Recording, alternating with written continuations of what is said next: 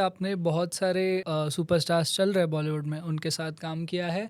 How do you feel sharing a screen with them? I don't think मुझे कुछ फर्क पड़ता है मैं किसी के साथ भी काम करूँ। कास्टिंग काउच अभी भी एग्जिस्ट करता है? देखो, casting couch is a reality. यहाँ न्यू कमर्स का शोषण होता है। मैंने देखा है अपनी आंखों से, कुछ हद तक देखा है।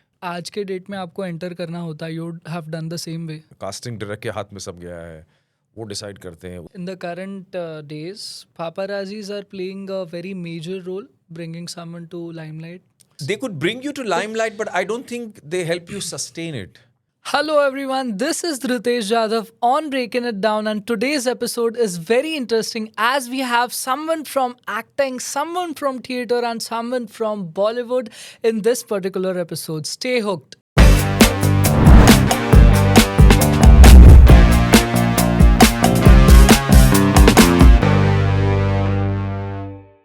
So today on Breaking It Down, we have a veteran Bollywood actor, and he has been into acting before I was born, I would say. So he is a master, I would say. He has played positive roles and negative roles as well. You have loved him and you have hated him. And that's basically says that he is a very phenomenal actor. Today we have Arif Zakaria sir with us. Welcome on the show, sir. Thank you very much. How are you feeling today? I was feeling good till you introduced me. Veteran before you were born makes me like really old and archaic. But anyway, that's the truth. Okay. Yeah, I'm happy to be here. Let's Okay. shoot. So sir, ये actor बनना है या actor बनने का सपना कहाँ से आया? कहीं से इन्फ्लुएंस था? नहीं, कहीं से भी इन्फ्लुएंस नहीं था। इनफैक्ट मैंने कई बार कहा है, ये प्रोफेशन ने मुझे चुना, मैंने प्रोफेशन को नहीं चुना। क्योंकि मैं जब कॉलेज में गया, वहाँ स्कूल में थिएटर से कोई ताल्लुकात नहीं था, एक्टिंग से भी कोई ताल्लुक नहीं था। और जब मैं सिडनम कॉलेज ऑफ कॉमर्स चर्चगेट वहाँ का ग्रेजुएट हूँ, तो कुछ किस्मत की बात थी और कुछ उस प्रोफेशन का कॉलिंग था जिसकी वजह से मैं एक्टिंग में अकस्मात एक्सीडेंटली स्टम्बल किया। मैं ड्रामेटिक सोसाइटी वहाँ की बड़ी एक्टिव थी उस वक्त। सिडनम कॉलेज की सारी जो सोसाइटी संस्थाएं थी बहुत एक्टिव काम करती थी, performing arts, dramatic society, public speaking, debating. तो एक पोस्टर लगा था ड्रामेटिक सोसाइटी के नोटिस बोर्ड पे कि एक्टर्स की ज़रूरत है और ऑडिशन के लिए आई है, ऐसा वैसा। तो मुझे याद है मैं चला गया, पता नहीं किस वजह से चला गया। कोई मेरा मित्र था, वो भी जा रहा था, वो एक्टर था, शायद उसको बनना था थिएटर में 11th स्टैंडर्ड। तो वहाँ चले गए और एक प्ले के लिए ऑडिशन देना था।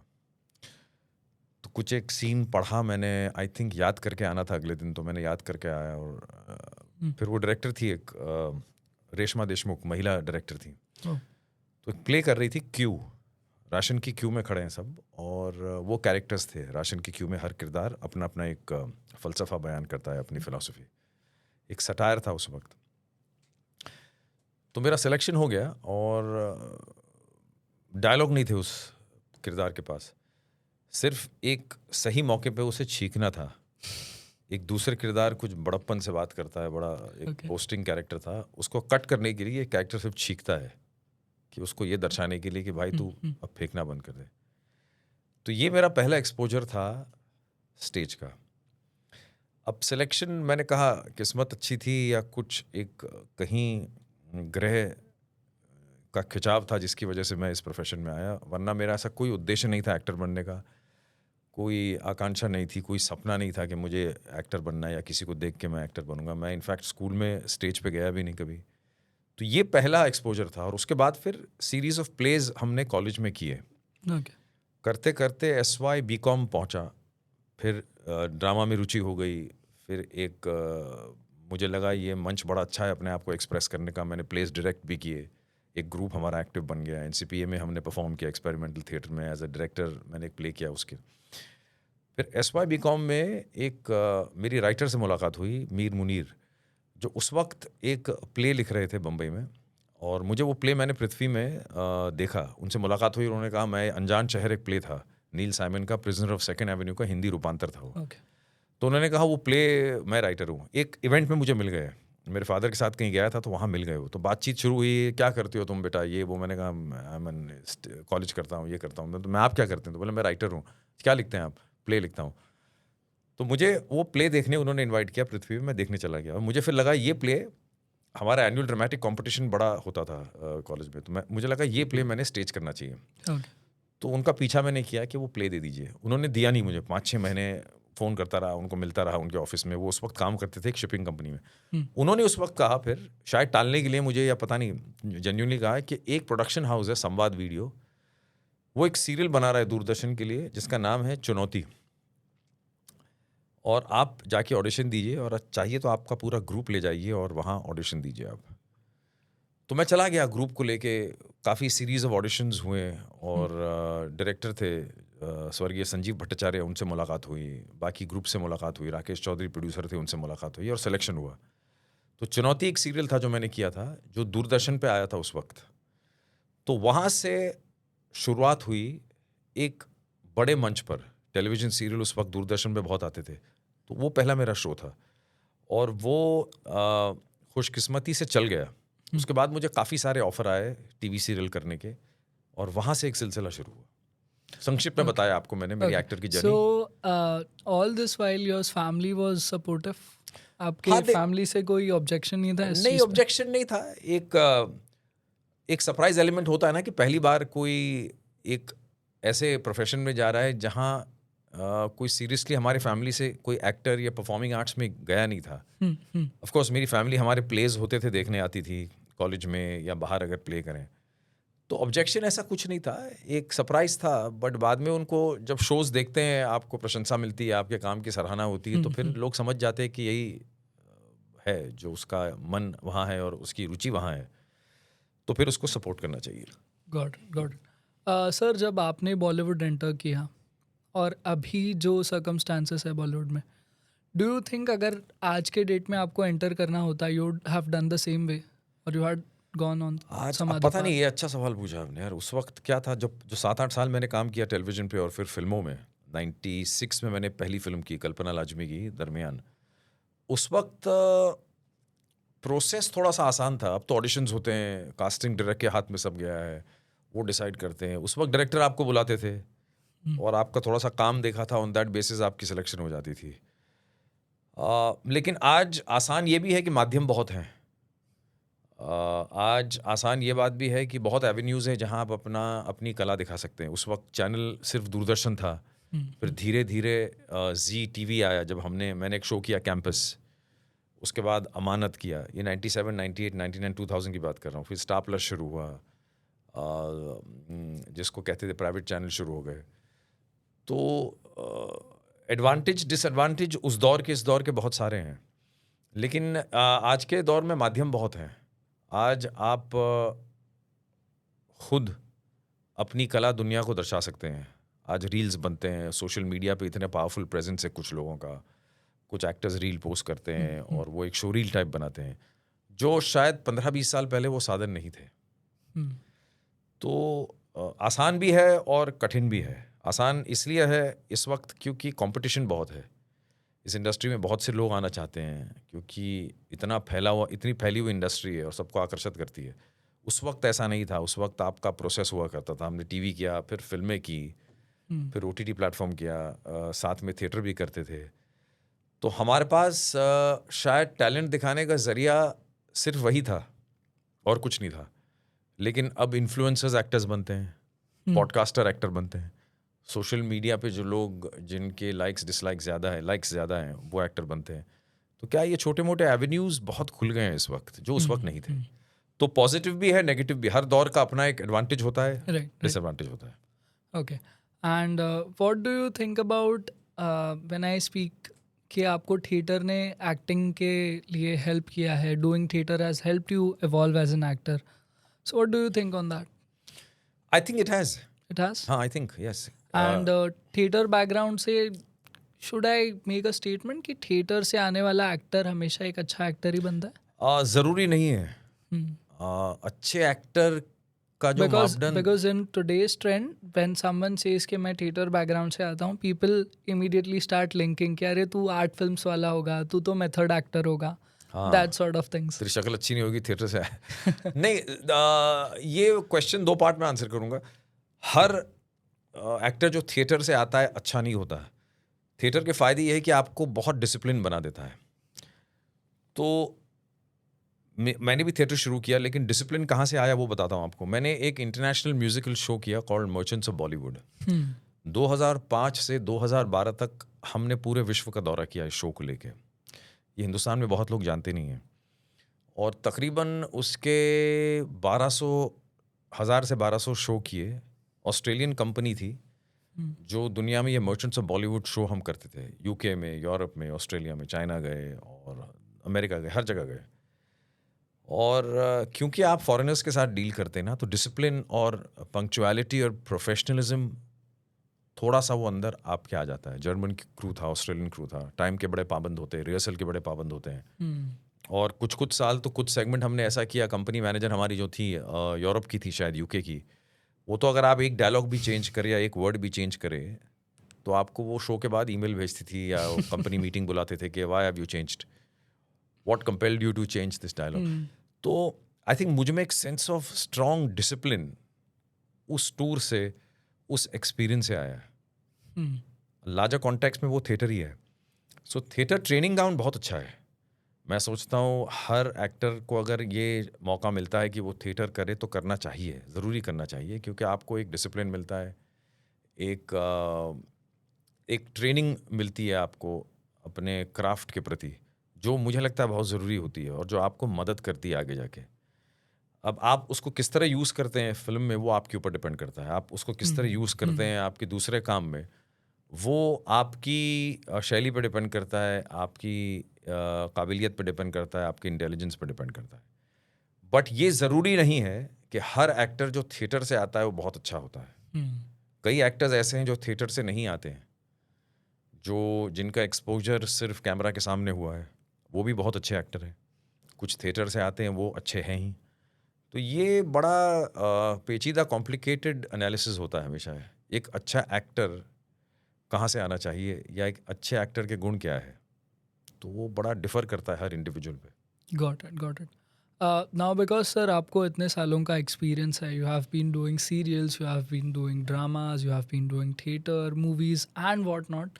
सो हाउ डू यू सिलेक्ट कि एक प्रोजेक्ट मुझे करना है? Is it dependent on the director या वो डिपेंड करता है स्क्रिप्ट पे? हाउ डू यू चूज़ कि ये प्रोजेक्ट मैं करूँगा और ये प्रोजेक्ट मैं नहीं करूँगा? आई थिंक इंस्टिंक्ट होती है। जब आपके पास एक प्रोजेक्ट आता है तो इंस्टिंक्टिवली आप कैसे रिएक्ट करते हैं उस मटेरियल पे।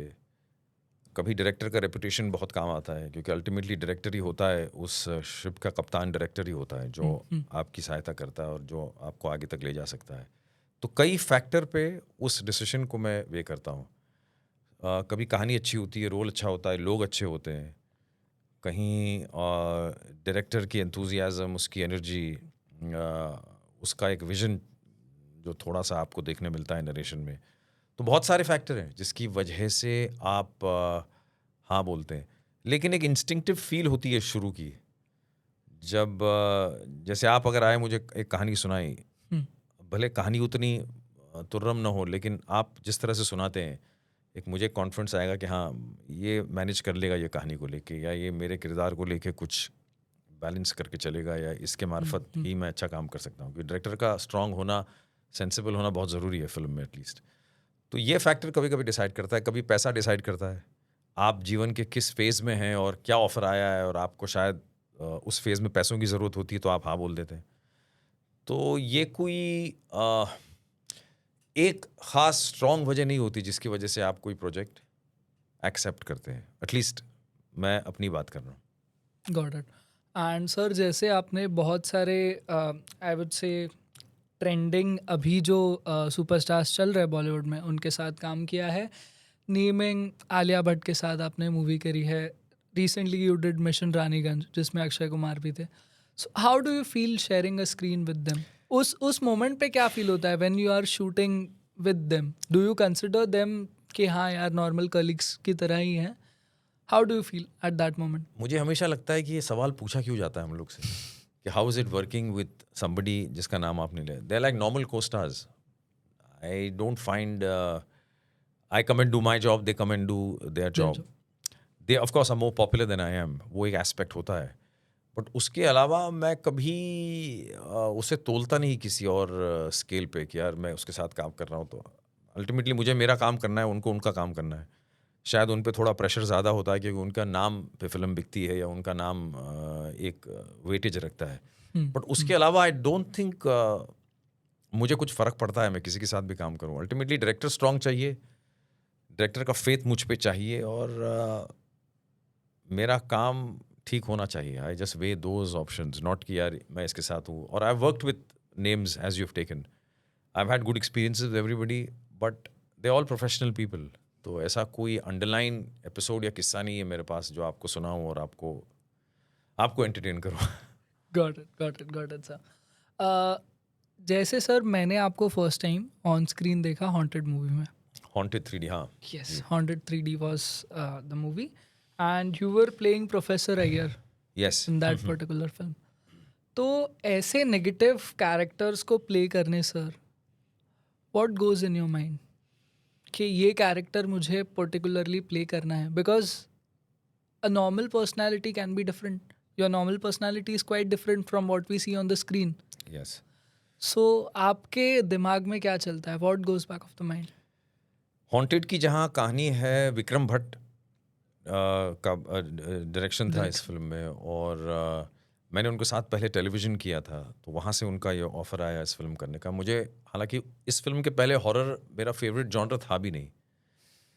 तो मैं अगर आपको सच बताऊं, विदाउट एनी फॉल्स मॉडेस्टी, मैंने वही किया जो उसने कहा मुझे करने के लिए। पियानो टीचर का रोल था और हमने शूट किया उसको 3D में। मुझे याद है जब शुरू में शूट करना था तो टेक्निकल इश्यूज़ की वजह से कई दिन तक मैंने काम नहीं किया, सिर्फ सेट पे आता रहा जाता रहा। और लॉस एंजलिस से उनके कुछ कैमरामैन आए थे और स्क्रिप्ट स्टोरी ब्रॉडली पता थी मुझे। तो मुझे याद है विक्रम ने यही कहा था कि you just follow what I am telling you to do and don't do anything more. क्योंकि हॉरर पे उनकी एक मास्टरी है, वो जानते हैं हॉरर के लिए क्या किस तरह एक्टर को पेश करना, वो मोमेंट को कैसे एनहांस करना। और कई चीज़ें होती है जो हॉरर को एनहांस करती है। Story, the way it is shot, आप वो सरप्राइज एलिमेंट कैसे लाते हैं बीच बीच में, हर सीन में या हर स्टोरी के पॉइंट ऑफ व्यू में। तो मैंने सिर्फ आंख बंद करके, ऑफ कोर्स टेक्निकली खुली रख के, बट एक मेटाफर की तरफ बोल रहा हूँ, आंख खुली रख के, कान खुले रख के, सिर्फ डायलॉग याद करके मैंने वही किया जो उन्होंने मुझे कहा ऑनेस्टली। और चूंकि उन्होंने शूट इस तरह से किया और चूंकि कहानी ऐसी उन्होंने स्क्रीन पे अल्टीमेटली एडिटिंग के मार्फत खोली, तो मैं भी सरप्राइज हो गया कितना बड़ा इम्पैक्ट इस फिल्म ने किया और आज तक किया है। मैं करके मुझे लगा ठीक है, विक्रम ने बनाई है, हॉरर में वो उनकी स्पेशलिटी है, लोग पसंद आएगा। म्यूजिक था, मीमो था उसमें, टिया बाजपेयी एक्ट्रेस ने बहुत अच्छा काम किया, कास्टिंग अच्छी थी। तो मुझे लगा था लोग देखेंगे इसको, लेकिन आज तक लोग इस फिल्म को याद करते हैं। देखिए आपने अभी जिक्र किया, ट्रू सर। तो हर रोज या हर वक्त जब कोई मेंशन करता है मुझे हैरानी होती है कि मैंने इतना कैजुअली उसमें काम किया बिना कोई प्रेपरेशन, बिना कोई प्लानिंग के, सिर्फ डायरेक्टर पे डिपेंड किया और अल्टीमेटली इट वर्क। तो कभी इसमें भी सबक है। कभी कभी क्या होता है, आप सिर्फ डायलॉग याद करिए, टाइम पे पहुंचिए और जो डायरेक्टर कहे वो कहिए ईमानदारी से, तो शायद आप एंड में आप अच्छे लगेंगे। बेसिक एक्टिंग का फंडा वो भी है ना, just show up, remember your dialogues and do what you are supposed to do. Where was the shot exactly? The main story we shot it in Ooty. Ooty में शूट किया था और कुछ सेट वर्क किया था यहाँ, बट मेन जो घर था Yeah. वो ऊटी में, Okay. Shot in Ooty. Okay. So another thing I would like to ask you, sir, जब आप एक ऐसा रोल प्ले करते हो, and even I appreciate many other actors who have played such a role, जैसे आपने हॉन्टेड 3D में किया, आपको 150-200 लोगों का क्रू देख रहा है when you are playing that role. So nervousness होती है at that moment. लाइट्स है, कैमरा है, 150 लोग देख रहे हैं, देयर आर पीपल अराउंड। नहीं होती है, नहीं होती। शुरू में इनिशियली होती थी, पहला जब टीवी सीरियल किया था, जब आपको कहा उस वक्त हुई थी, पर उसके बाद आदत पड़ जाती। फिर थिएटर आपको वो एक स्टेज फियर, आप अगर आप सरपास करें, आप अगर ऑडियंस के सामने परफॉर्म कर रहे हैं रेगुलरली, तो वो निकल जाता है स्टेज फ्राइट। फिर अल्टीमेटली आपको समझ में आ जाता है कि you have to perform for the camera. और 100 लोग हो, 150 लोग हो, मुझे फ़र्क नहीं पड़ता। कई एक्टर ऐसे भी होते हैं ना जहाँ छोटे के वो आई लाइन उनको क्लियर चाहिए। Yeah. I don't care because then you cut yourself off and you are doing what you have to do. वो आदत पड़ जाती है और फिर आप अपने अंदर भी परफॉर्म करते हैं और आपको समझ में आ जाता है कि क्या है टेक्निकलिटीज़ इसकी। तो उस तरह से कोई मुझे कॉन्शियसनेस कभी नहीं रहा ऑनेस्टली। Got it. अगर मैं आपको ऐसे पूछूं sir, what has been your most challenging project till date, या कोई कैरेक्टर जो अकॉर्डिंग टू यू आपको ऐसे लगता है कि यार बहुत चैलेंजिंग था प्ले करना? जो मैंने पहली फिल्म की दरमियान, वो भी आपने देखी नहीं होगी बिकॉज उसकी रिलीज इतनी अच्छी नहीं हुई। 98 की बात है, कल्पना लाजमी उसकी वो बहुत कठिन प्रोजेक्ट था। उस पहली फिल्म थी और उसमें रोल थोड़ा सा अलग था। It was a transvestite cross gender role जो उस वक्त एक्टर करते नहीं थे। तो वो कठिन इसलिए था कि हमने उसको बहुत रिहर्स किया। मैंने इनफैक्ट उसके लिए ओवर प्रिपेयर किया उनके साथ। ओके. और चूंकि पहले उसमें मैं एक सीन का रोल करने वाला था, फिर बाद में कुछ कारण से जो एक्टर करने वाले थे उन्होंने ना कहा और मैं फिर अचानक लीड रोल करने बैठ गया उसमें। और चूंकि स्क्रिप्ट मुझे पता थी तो मैंने उसको ओवर रिहर्स किया। वो हर सीन को मैं 25 बार रोज़ पढ़ता था, फिर उनके सामने रिहर्स करता था। फिर उन्होंने एक उनकी असिस्टेंट थी सिंपल कपाड़िया, जो जिनका देहांत हो गया। उनके घर जाते थे हम लोग और उनके साथ रिहर्स करते थे। फिर एक मेकअप मैन थे हमारे, एडविन फर्नांडिस, उनके साथ मैं रूबरू परफॉर्म करता था हर सीन हर रोज़। तो मैं 24 घंटे यही करता था। तो जब सेट पे आए थे तो आसान भी हो गया और मुश्किल भी हो जाता है, क्योंकि आपने इतना उसको रिहर्स किया है, आपने इतना स्ट्रक्चर दे दिया आपके दिमाग में, तो फिर उससे हटना थोड़ा सा मुश्किल हो जाता है। बट लकीली वो उस फिल्म में कैरी कर गए हम लोग। रिव्यूज़ अच्छे थे। बदकिस्मती ये है कि उस फिल्म की रिलीज़ अच्छी नहीं हुई, बट काफ़ी लोगों ने, क्रिटिक्स ने उसको उसकी प्रशंसा की और जिन लोगों ने देखा उन्होंने काफ़ी सराहा है उसको। तो ये रोल था जिसमें टाइम मिला तो मेहनत ज़्यादा करता है आदमी। उसके बाद मैंने अगली फिल्म की डांस लाइक अ मैन, उसमें भी भरतनाट्यम का रोल था। आप देखिए, maybe you too young to the Bharatanatyam dancer का था। तो मैंने वो सीखा 6-7 महीने। दीपक मजूमदार एक भरतनाट्यम गुरु हैं यहाँ खार में रहते हैं, उनके साथ मैंने सीखा। और उनकी भी डायरेक्टर थी पैमेला रुक्स, तो वो भी मैंने रिहर्स बहुत किया। और ख़ासकर डांस स्टेप थे। और सामने डांसर शोभना थी जो साउथ की बड़ी एक्ट्रेस है, बड़ी डांसर भी है, तो उनके साथ नाचना एक वैसे ही चुनौती होती है। तो काफ़ी घबराता था मैं, रात को सोता नहीं था, सिर्फ नेक्स्ट डे जाके शूट करता था। लेकिन मैं श्रेय उनको देना चाहूँगा, उन्होंने वही पीसेस कोरियोग्राफ किए जो मैंने सीखे। वो मुंबई आई, उन्होंने देखा मैं क्या कर सकता हूँ, और फिर कोरियोग्राफी में चूँकि वो खुद कोरियोग्राफर थे, उन्होंने वही सीन्स डाले जो मेरे फिजिकलिटी में कंफर्टेबल फिट हों। तो उसमें रिहर्सल की। फिर नानक शाह फ़कीर एक बड़ी फिल्म थी जो अगेन उस फिल्म को रिलीज़ अच्छी मिली नहीं किसी कारणवश। उसमें काफ़ी मेहनत की हमने, वो मेरा बहुत पसंदीदा रोल भी है। अभी आ रहा है मोहम्मद अली जिन्ना का रोल मैंने किया है, वो भी मुझे बहुत मज़ा आया। वहाँ भी मुझे समय मिला, क्योंकि जो ओरिजिनल स्क्रिप्ट फिर उन्होंने चेंज किया, तो 7-8 महीने का गैप आया। उसके बाद निखिल अडवाणी जी ने उसको शूट किया, तो बीच में गैप आया और स्क्रिप्ट हमारे पास थी। ओके. तो मैंने बहुत पढ़ने का, मुझे लेबर करने का बड़ा मज़ा आता है कि आपको समय दिया जाए ना तो मज़ा आता है। फिर उसको पढ़ो आप, फिर उसमें क्या कर सकते हो आप, उसमें कितना लैंग्वेज में न्यूआंस आ सकता है, आपके बॉडी लैंग्वेज में आ सकता है। तो जहाँ मेहनत होती है, मेहनत का मतलब जहाँ समय आपको मिलता है, वो किरदार मुझे बड़े अच्छे लगते हैं। तो ये ऐसा हार्ड एंड फास्ट रूल नहीं होता, हर प्रोजेक्ट वैसा नहीं होता। कुछ प्रोजेक्ट्स आपको इंस्टिंक्टिवली स्पॉन्टेनिटी के साथ करने पड़ते हैं, कुछ आपको समय मिलता है, आपको रियाज करने का मौका मिलता है, और रीडिंग्स होती हैं काफ़ी। जैसे फ्रीडम एट मिडनाइट में हमने सेट पे भी काम किया, क्योंकि हम थोड़ा सा पहले जाते थे, तो ये एरिया था जहाँ शूट करना है, तो हम वो फर्नीचर से काफ़ी वाकफियत करते थे, क्या करना है, सिगरेट पीना, उसमें रुमाल होता था, ये होता, छोटी चीज़ें जो था।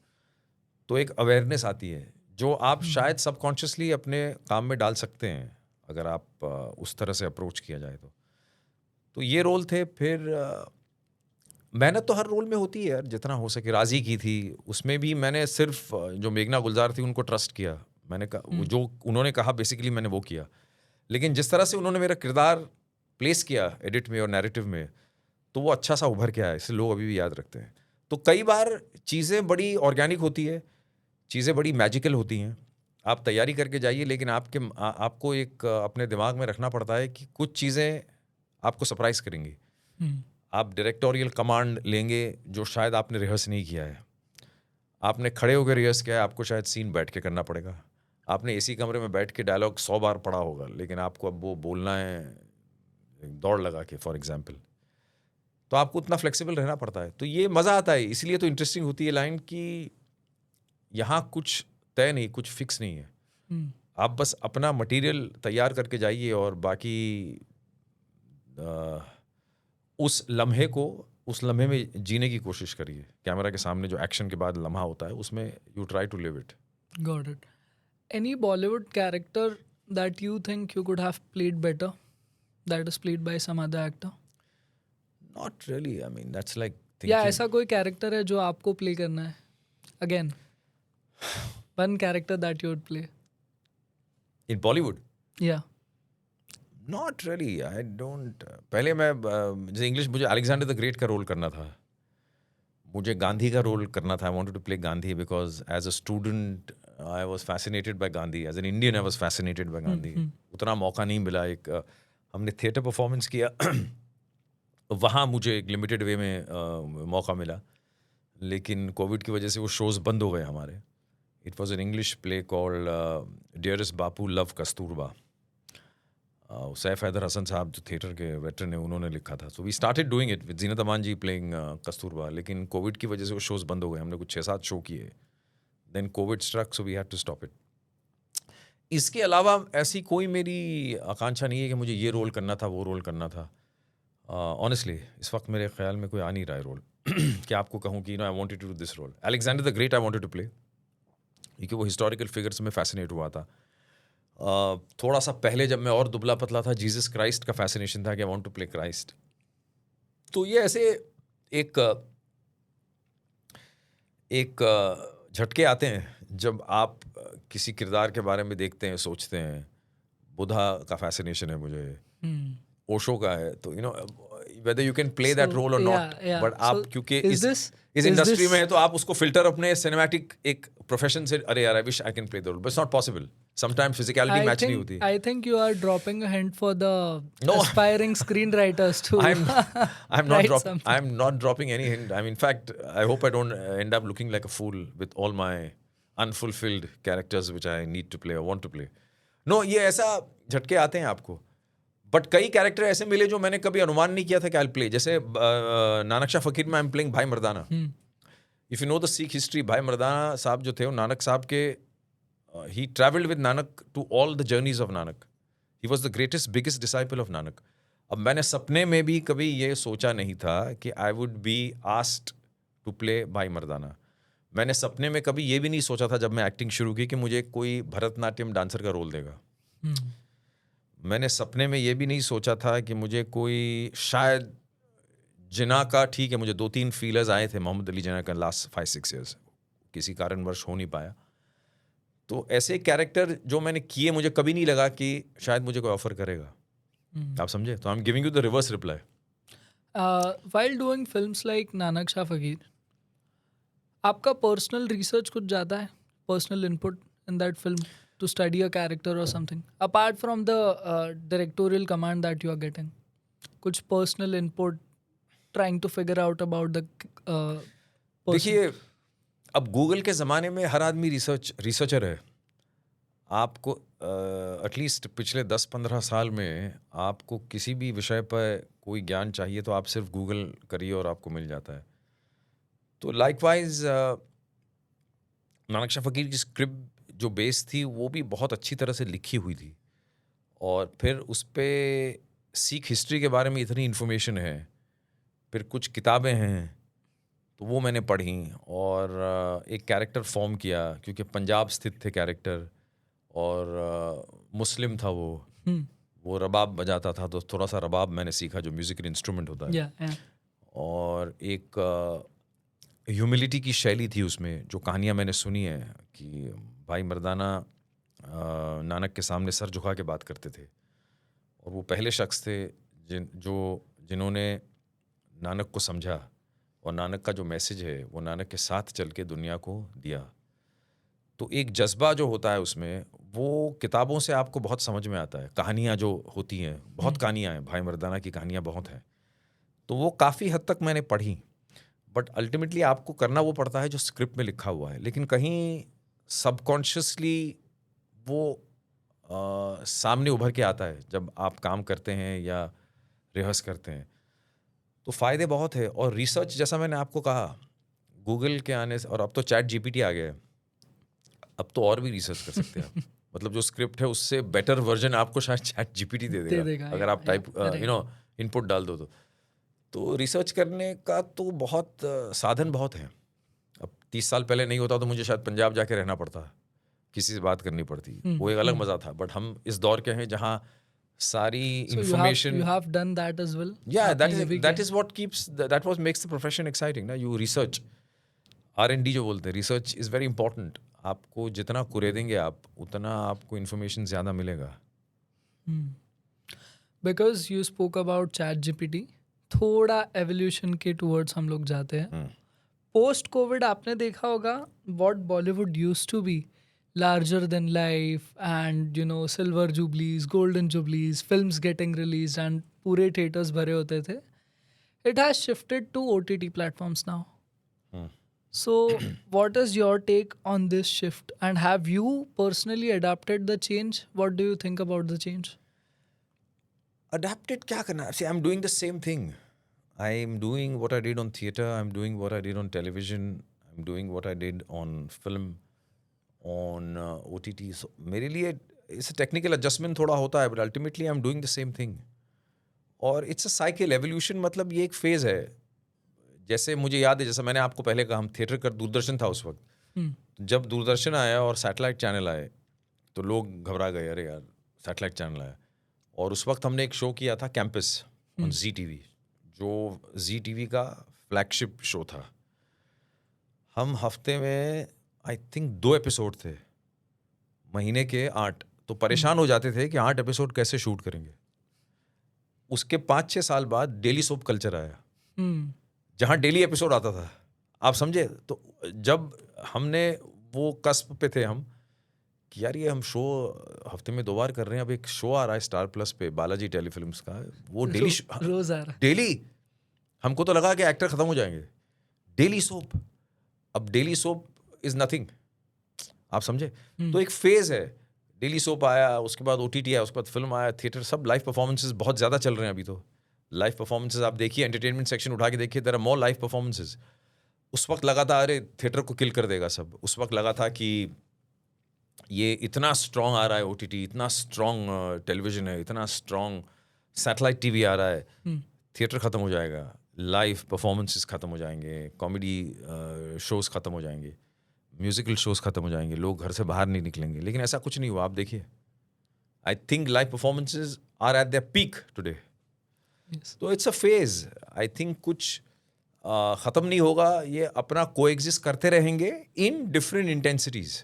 मुझे ये ज़रूर लगता है कि लोगों का थिएटर जाने का की जो क्षमता है, रुचि है, वो कम हो गई है। कम होगी, या क्योंकि आप मोबाइल पे सब देख रहे हैं, वो टेक्नोलॉजी भी इवॉल्व हो रही है। अब 5-6 साल में होलोग्राम्स आएंगे, मतलब आपने कुछ स्कैन किया, वो आपके सामने होगी, या so that will come and you have to face it, you have to live with it. You can't fight it and go home and say अरे यार अब मैं क्या करूँ। आप किस तरह अडेप्ट करते हैं या आप मर जाएंगे। You have to try. The biggest struggle I think I have और actors have is to keep relevance. आप किस तरह अपना रेलिवेंस मेंटेन करेंगे, बरकरार रखें। ये फीलिंग नहीं आती सर कि पहले लोग हमें देखने मूवी थिएटर्स तक आते थे, अब नहीं आते? Because मैंने इतनी I have संजीदगी से personally spoken to a couple of people in Bollywood and they have complained about it. So it's coming from there. नहीं, अब तो मैं सोचता हूँ थिएटर में नहीं आते, लेकिन हम आपके दिल के और करीब हो गए। फ़ोन पे देखते हैं आप या iPads पे देखते हैं या TV पे देखते हैं, तो हम और इंटीमेट हो गए, करीब हो गए आपके, कि आप सब यहाँ देख रहे हो। बट नहीं, मैंने उस तरह से सोचा नहीं है कि पहले लोग सिर्फ फिल्म्स जाके देखते थे और वो एक फैसिनेशन था। वो साइकिल था, ख़त्म हो गया या कम हुआ है। ख़त्म तो नहीं हुआ है, कम हुआ है। Who knows, 5-6 years it might revive itself again. But जैसा मैंने कहा, I always feel कि थिएटर में जाना लोगों ने कम कर दिया है, ये फैक्ट है। क्या वजह है पता नहीं, आप सोशल साइंटिस्ट भी हैं, आप उसको एनालाइज करके डेटा मुझे दीजिए, बट कम हुआ है। वजह बहुत सारी हैं, expensive tickets, bad quality film हो सकता है, जो भी आप कहें। कोविड ने वो आदत लोगों से वो एक छीन ली है। अब लोगों ने कोविड में इतना सब देख लिया, कौन जाएगा थिएटर अनलेस बहुत बड़ी फिल्म हो। आप 100 रुपये की सब्सक्रिप्शन में कितनी बार वो फिल्म देख सकते हैं घर बैठे, या फैमिली देख सकती है। ये सारा जो ये इस इन इकोनॉमीज ऑफ स्केल में इम्पैक्ट तो हुआ है थिएटर का, no doubt. And personally how do you consume content? What do you prefer? आपको ओटीटी अच्छा लगता है या you are I still- watch it on OTT। I haven't really gone to a theatre since a long time, सच बताऊं तो आपको। Okay मैंने लास्ट कौन सी फिल्म देखी मुझे याद भी नहीं है, सच बताऊं तो। मैं ज़्यादातर कंटेंट टीवी पे देखता हूँ, on apps and phone as much as possible. Phone पे इतना कंटेंट नहीं देखता जितना टेलीविज़न पे देखता हूँ ऑनेस्टली। थिएटर गए मुझे बहुत साल हो गए, महीने हुए, साल नहीं, sorry.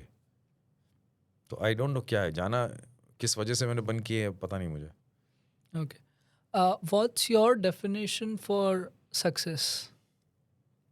Oh, Is it the numbers that your film or your project does, or is it something else? आपके लिए एक सक्सेसफुल प्रोजेक्ट क्या होता है? सक्सेसफुल प्रोजेक्ट होता है, आई डोंट नो सक्सेस का मापदंड क्या है, कि वेदर आपने पैसा उतना बनाया। Yeah, for you, या ज़्यादा it's से personal to everyone. I Just think- for an instance, for me, success would be people speaking about my podcast, people commenting. Outreach of people. Yeah, I think yeah. That is your right. Even I feel मैंने कई ऐसे फिल्में और shows किए हैं जो बहुत अच्छे लगे मुझे, जो क्रिएटिवली चैलेंजिंग भी थे, काफ़ी समय मैंने दिया लेकिन किसी ने देखा नहीं। बहुत शोज ऐसे किए हैं जिनमें शायद उतना एफर्ट नहीं लगा है, बट सब ने देखा, सराहा, बुराई भी की, बट क्या है, एक बहुत बड़े तबके ने देखा। तो I think outreach is success आज के ज़माने में। वो मैंने कहीं परसों ही पढ़ा कि attention is the biggest currency today. तो मैं अब धीरे धीरे ये मानने लगा हूँ कि जितने ज़्यादा लोग उस कंटेंट को देखते हैं, सक्सेस उस पर डिपेंड होता है। आप समझे? Good. Whether it runs and makes more money, a lot of people have to watch. Whether it's not a good product, still a lot of people have to watch and reject. I get more work only if more people watch. बहुत. तो एक वो outreach अगर ज़्यादा हो उस particular content का, तो मुझे लगता है वो सक्सेसफुल है, at least in the entertainment jargon. जो एंटरटेनमेंट की एक डेफिनेशन होती है कि ज़्यादा से ज़्यादा लोग आपने जो बनाया है उसको देखें और सराहें, आउटरीच की बात है। Got it. Because of the internet blast, I would say that has happened in the past decade, especially after Jio has come in. बहुत सारे tier 2, tier 3 cities के लोगों को they still aspire to be the next Shahrukh Khan, कि हम आ गए मुंबई, हम actor बन जाएंगे. And because we live in Mumbai, we know the harsh reality of Yes. Azad Nagar, of Andheri, of Lokhandwala Market, and areas of Aram Nagar, Andheri, part 1 Aram and 2. Nagar, yeah, all of those. So, what do you think, sir? Bollywood outsiders को अब chance देता है? Is it still easy या कोई barrier है enter करने के लिए? होना चाहिए। I always think about it. ये I think this is the only profession जहाँ एंट्री का कोई बैरियर नहीं है। आप फिनटेक में हो, आप इसमें, you need qualification to enter. Here you need of course luck, contacts, willpower, वो सब चाहिए। Hats off to people who have come with that ingredient and made it here also or trying to make it here also. जैसे फ़र्ज़ कीजिए अगर ये मापदंड हो कि you have to be a graduate before you become an actor, तो filter हो जाएगा काफ़ी। Right. You have to have a certain degree of qualification before you can come. आपको अच्छा कई अनस्ट्रक्चर्ड, जैसे अनडिफाइंड लोग, अनडिफाइंड कैटेगरीज भी हैं। बहुत सारे ट्रेन में आके स्पॉट बॉय बनते हैं, लाइट बॉय बनते हैं, जो फिजिकल लेबर करते हैं। ऑन द जॉब एक्सपीरियंस से आप सीख सकते हैं काफ़ी कुछ। Maybe not the high technical work as cameraman, editing, you need yeah. Skill and you need training for that. But मुझे हमेशा लगता है ये एक एंट्री बैरियर होना चाहिए कि अगर आप स्पॉट बॉय के लिए भी आ रहे हैं, you are most welcome, but 12th pass चाहिए आप, जैसे दूसरे प्रोफेशन में होता है। या अगर आपको एक्टर बनना है तो आपको एक डिग्री चाहिए ही चाहिए. You should be a graduate. जैसे अमेरिका में सैक कार्ड होता है. You won't get work if you don't have a SAG card. यहाँ उस तरह का कॉन्सेप्ट नहीं है. हमारी गवर्निंग बॉडीज है बट उतनी स्ट्रांग नहीं होती है जो ये डिक्टेट कर सके. डिस्प्यूट रेजोल्यूशन के लिए ठीक होती हैं but anybody can come and just make it on the basis of their desire, personality, contacts, luck factor, contact specially. तो इंटरेस्टिंग होगा. आई थिंक होना चाहिए थ्रेशोल्ड कि you have to be a graduate before coming. आपको क्या लगता है? Every industry has its own Everybody barrier. has. And I think, sir, the I think thing only that politics and show business don't have entry threshold. आपने Politics में जो- तो है अभी, I think, isn't it? No. Yeah, नहीं, it is. दो बच्चों से ज्यादा हुआ तो टिकट नहीं मिलता, वैसा है. But anybody can enter. I think, is it you have to be a graduate or I don't know what it is. That is very particular to what position you are contesting for, I would say. एक चीज़ मुझे आपको पूछनी है sir, अगर कोई बंदा है, अच्छा एक्टर है, लेट्स से ट्रेंड एक्टर भी है, जी. Comes from a tier 2 tier 3 city, उसके लिए रोड मैप क्या हो सकता है? I don't know. What can be the road मैं map? अपना खुद का रोड मैप अभी तक ढूंढ रहा हूँ. Road map is characteristic road map दिखा सकता हूँ मैं. You have to be very focused, dedicated, and as I said in interview जो आज या कल ही छपा है, you have to enjoy the waiting period. If you learn to enjoy the waiting period then you will get somewhere. ऐसा मुझे लगता है. क्योंकि ओवरनाइट सक्सेस नहीं होता. अगर होता है तो फिर वो ख़त्म भी जल्दी हो जाता है. इसलिए मुझे लगता है जो एक फिल्म के बाद इतना पॉपुलैरिटी मिलती है एक्टर्स को, मुझे कभी कभी उनके साथ पिटी या सिंपैथी होती है कि भाई अगली फिल्म 1000 करोड़ नहीं करने वाली, उसके बाद क्या करोगे आप? फिर आपको आदत पड़ जाएगी वो स्केल की. फिर आप कई चीज़ें वो स्केल अपने दिमाग में जो पिछले सक्सेस का है वो लेके आप निकलेंगे बाहर. तो जो आता है एक्टर बनने के लिए, एक तो क्लियर कट आपको डिटर्मिनेशन चाहिए, आपको विल पावर स्ट्रॉन्ग चाहिए, वेटिंग आपको इन्जॉय करने का साधन चाहिए, सेल्फ बिलीफ बड़ा स्ट्रॉन्ग चाहिए और थोड़ी गाढ़ी चमड़ी चाहिए. या बहुत ज़्यादा लोग जो कभी कभी कहते हैं ना या रिजेक्शन, सी इट्स ये this line is all about rejection. Got it. It is more, you are rejected more than accepted. Only 1 or 2 actors or 0.01% actors have the privilege who get success at that level. For the rest, it is a grind. So you have to enjoy the labor. You have to enjoy the process. You have to enjoy मशक्क़त में आपको मज़ा आना चाहिए. तभी आप survive करेंगे. और positive mindset चाहिए. अदरवाइज ये जो it's heartbreaking, the kind of rejection, disapproval, एक माहौल जो आपको अगर काम नहीं मिलता, जो आपको लगता है आपके हिसाब से मिलना चाहिए नहीं मिलता, या मिलता है वो काम बनता नहीं है, बनता है तो चलता नहीं है, तो इसमें फेलियर बहुत स्ट्रांग है. तो आप फेलियर से किस तरह कोप करेंगे वो काफ़ी हद तक डिटर्मिन करता है आप कितना सक्सेसफुल होते हैं, मुझे लगता है. Okay. Every industry has some of the other scams going around. Scams. Yeah, scams. So before doing this particular episode, before shooting this episode with you, I spoke to a couple of people who were trying to get into the creative field, trying to get into acting. तो मैंने उनसे बात करी. So they told me कि artist card नाम का एक बहुत particular scam चलता था. Artist card. Yeah. मतलब क्या? They used to say that if you want to work, अगर आपको सीरियल्स में या आपको कहीं भी काम करना है, we will make an artist card for you. Okay. और वो आर्टिस्ट कार्ड बनाने के पैसे लेते थे. वो तो स्कैम ही है. हमारी एक संस्था है. Have you ever come across any of such scams? No. There is an official organization, CINTAA जिसको कहते हैं. Yeah. Cine and Television. This is a very good organization, very professional. उसका कार्ड है, I life member of CINTAA, तो उसका card मिलता है आपको. बट उसके अलावा मैंने तो कभी सुना नहीं ऐसी कोई संस्था है. अगर है तो वो ऑब्वियसली थोड़ा फ्रॉड्यूलेंट है. सो इज इट दैट के सिंटा का कार्ड होगा तो ही आप काम कर सकते हो? ऐसा नहीं है. ऐसा होता तो अच्छा होता. जैसे मैंने कहा ना, अमेरिका में सैग कार्ड चाहिए आपको. स्क्रीन एक्टर्स गिल्ड का कार्ड नहीं होगा तो आपको काम नहीं देगा कोई. बट सिंटा का कार्ड होने से एक सेंस ऑफ सिक्योरिटी होती है. डिस्प्यूट रेजोल्यूशन होता है. आप उनके पास अपनी कोई कठिनाई है, कोई प्रोड्यूसर के साथ इशू है, या पेमेंट अटकती है आपकी, या कुछ वर्किंग कंडीशन अच्छी नहीं है, तो आप उनके पास जा सकते हैं शिकायत लेके. लेकिन ऐसा नहीं कि सिंटा का कार्ड नहीं हुआ तो आपको काम नहीं मिलेगा। काम तो आपको मिलता ही है, कोई दो राय नहीं उसमें।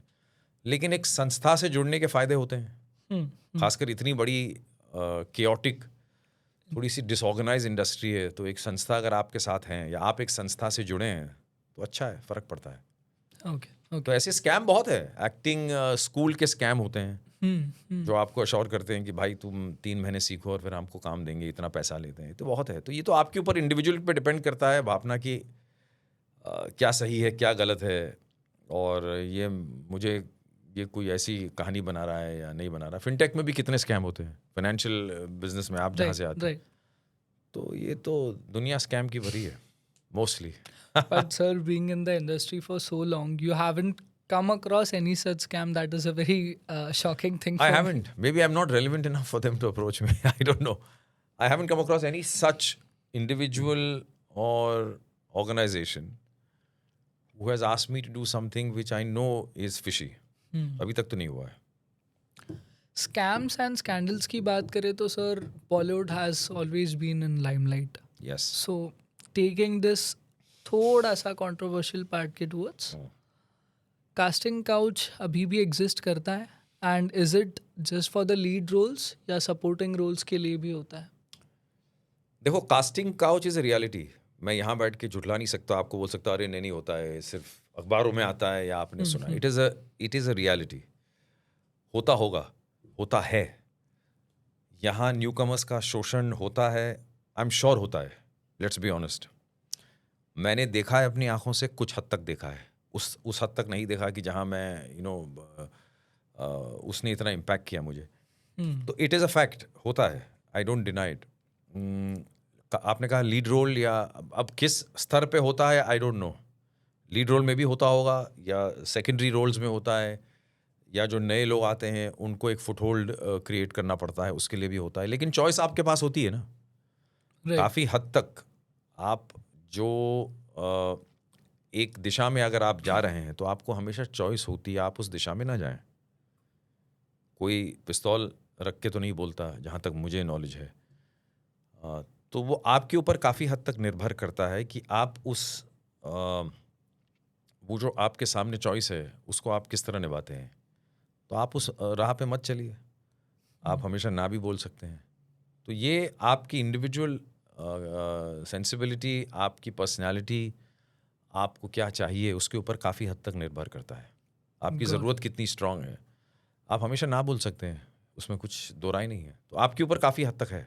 लेकिन ये होता है, आई थिंक होता है।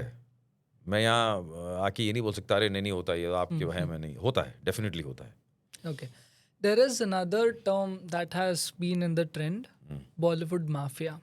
Someone who controls कौन ऊपर जाएगा इंडस्ट्री में और कौन नीचे जाएगा. Do you think Bollywood mafia नाम की चीज़ है? Is it a person or is it a group of people who are controlling the industry? Elaborate, what exactly is your question? What sort of mafia are you talking about? Basically people who control कौन limelight में आएगा, I'm sure कौन it नहीं happens आएगा. ना। अब जैसे आप अगर सक्सेसफुल हैं तो आप अपने लोगों को चाहेंगे प्रमोट करने के लिए, आप अपने लोगों को चाहेंगे वो आगे बढ़ें, आप अपने लोगों के ग्रुप्स बनाएंगे, आप अपने लोगों के साथ आगे बढ़ेंगे, तो होता है। But I don't, it is with every industry, I think, where a successful person or a successful company attracts certain familiar people, and then you try and live with those familiar people. You push your group, you become comfortable with a certain group of people, then you promote them. So these are very complicated dynamics, which I'm sure happens here also. Groupism यहाँ भी होती है, favoritism यहाँ भी होती है, कोई दो राय नहीं उसमें।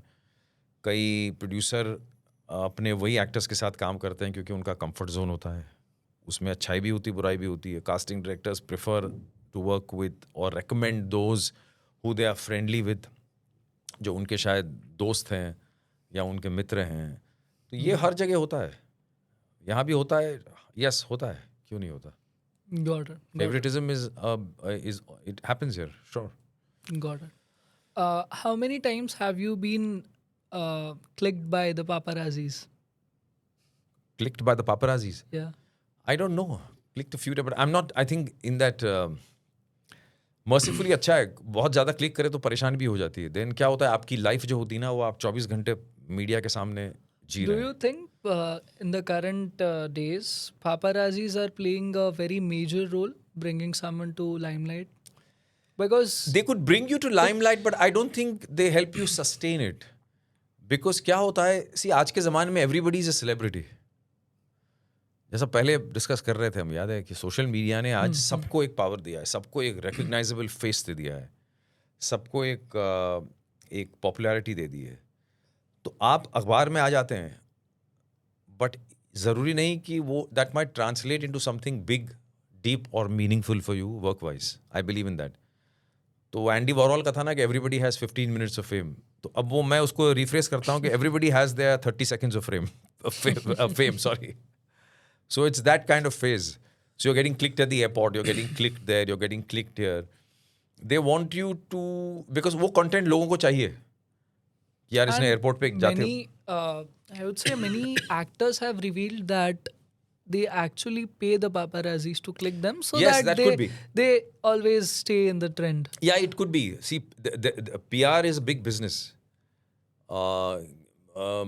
Maintaining your visibility is a big business. There is no doubt about it. Keeping yourself in vogue, keeping yourself in news, it's a constant battle.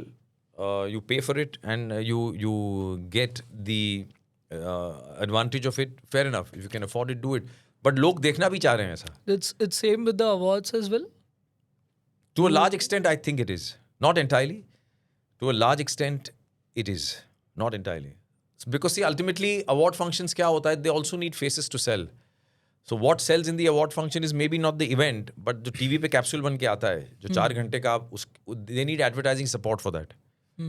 So advertisers will prefer you have names as opposed to unknown names. Fact है. That's the economics of the business. So there is nothing bad in that also. You can ultimately जो भी चीज़ बनती है वो bikini चाहिए. Simple logic. You're a commerce student, I'm a commerce student. We understand. It has to sell. Got it. So we cater to that, and then we do everything in our power so that it sells. Faces sell, name sells, some activity sells. Selling is the yardstick, I think, at the end of the day. Okay. So I think we are done with majority of the things that I wanted to cover for the episode. I would just like to ask you a few personal questions Yeah, and then we sure. would end the yeah. episode. What's your favorite film? All-time favorite? Yeah. Bollywood? Yeah, Bollywood. That's tough. I can't. I like quite a few. Okay, let's But I've liked take films top at different three. times of my lives, and then when I revisit the film, I don't like them at all. Okay, we'll do top 3 then. Bollywood. Yeah, Bollywood top 3. Oh God, Bollywood top 3.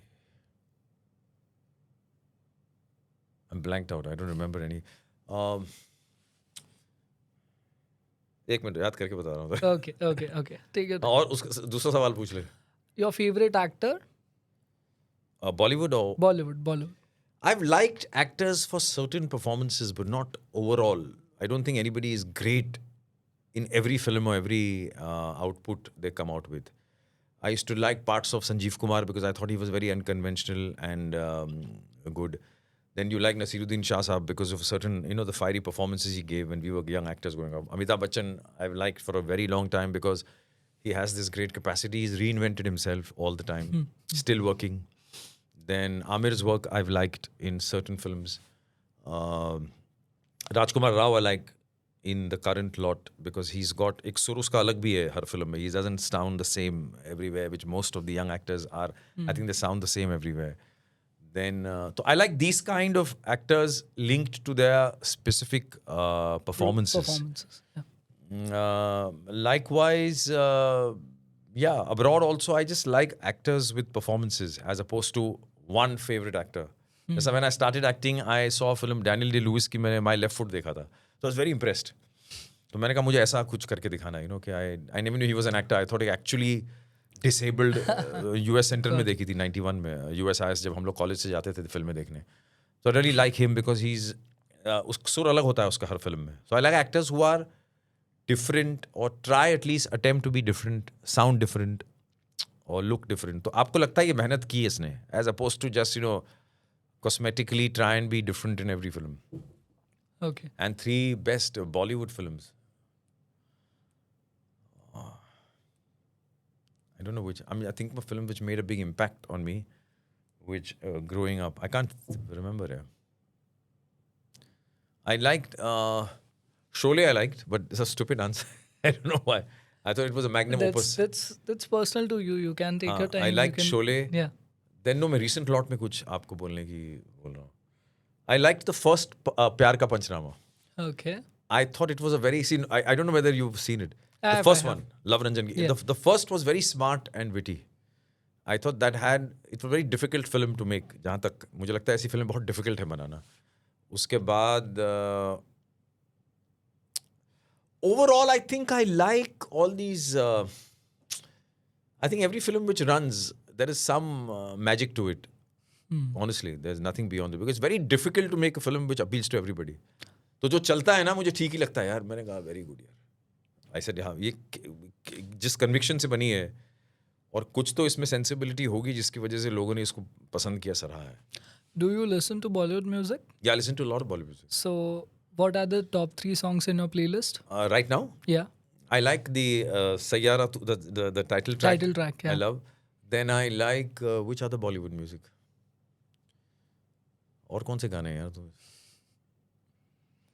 I like the song which it's a slightly older movie. Agent Vinod का एक गाना है.